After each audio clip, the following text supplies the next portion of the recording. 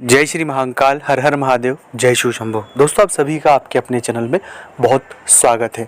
आपके काम नहीं बनते हैं, कामों में बहुत रुकावटें आती हैं। जिस भी काम में हम हाथ डालते हैं उन कामों में बहुत रुकावटें आती है। बहुत सारे लोग जो जलते हैं वो लोग भी हमारा पीछा नहीं छोड़ते हैं, या कई बार ऐसी सिचुएशन में होती है कि वो काम बन ही नहीं रहा है, उस काम में इतनी रुकावटें अड़चने आ रही है कि हो ही नहीं पा रहा है। या कई सारे जातकों के साथ छोटे छोटे काम है जो उनके होते ही नहीं है, वो बनते ही नहीं है, और उस वजह से बहुत सारी उनको तकलीफें लाइफ में झेलना पड़ती है।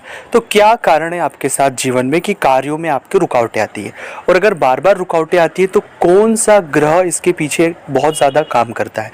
तीसरा है कि इस तरह की रुकावटों से हमें कैसे बाहर निकलना है और इन रुकावटों से कैसे डील करना है, और कौन से उपाय ऐसे सटीक हम करें कि जिससे ये जितनी सारी रुकावटें ये बहुत कम समय में ख़त्म हो जाए और हमारे लाइफ में जितनी सारी परेशानियां हैं वो समाप्त हो और लाइफ पॉजिटिव वे में जाए।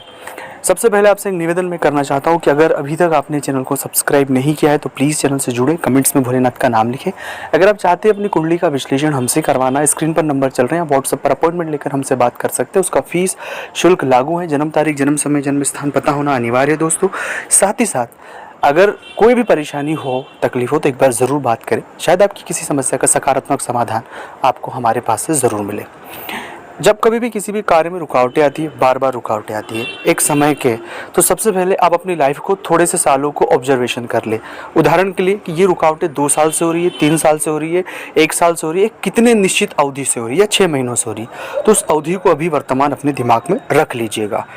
ये बात जो भी मैं कह रहा हूँ इसे बैक टू बैक आप यहाँ से समझने की और प्रयोगात्मक रूप से प्रैक्टिकल खुद पे करने की मैं बात कह रहा हूँ। अब जो भी वक्त आपका हो, चाहे वो 1 साल हो, 2 महीने हो, 6 महीने हो, कि जब से हमारे कामों में रुकावटें नहीं आ रही।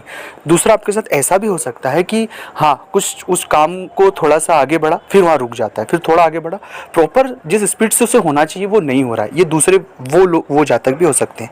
ऐसे दोनों तरह की सिचुएशन है। एक निश्चित अवधि से जब से आपके साथ बन रही है, डेफिनेटली इस बात को समझ ले कि आपकी कुंडली में राहु की महादशा चल रही होगी।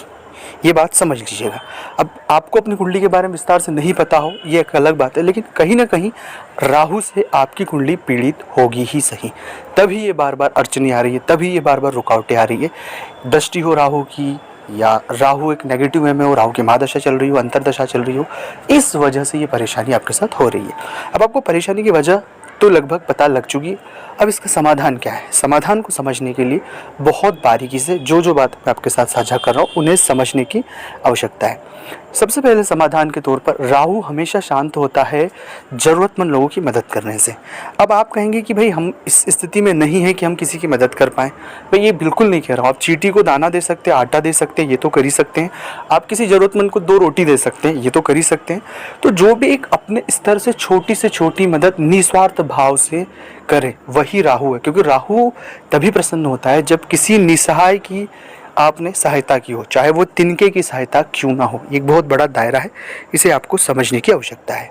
जब आप इसे करेंगे आपको बहुत हद तक लाइफ, इसे प्रैक्टिकल तौर पर कई दिनों तक करना होगा, कई हफ्तों तक करना होगा। ऐसा नहीं कि इस चीज़ को आप इस तरह से ले लें कि बस एक बार कर दिया और ख़त्म कर दिया।